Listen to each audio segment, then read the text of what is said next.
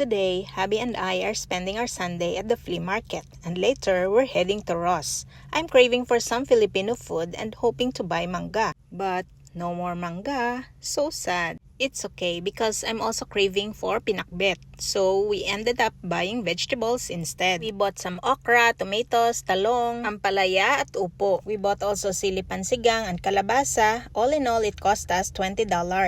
And look what we found. Lapas Batchoy. At first, we were planning to get barbecue, but the Batchoy won. And it was so good. We also grabbed this melon drink and it's so refreshing. Ayan na ang itsura niya. Order number 2828. Number 28. Order. There was a crazy long line for taho and buko juice. We wanted to get some, but we didn't have enough time because we still had to go to Ross. And now we're here at Ross. I just want to look around. But you know how that goes. There is so many cute fitness outfits. I got tempted to try them on.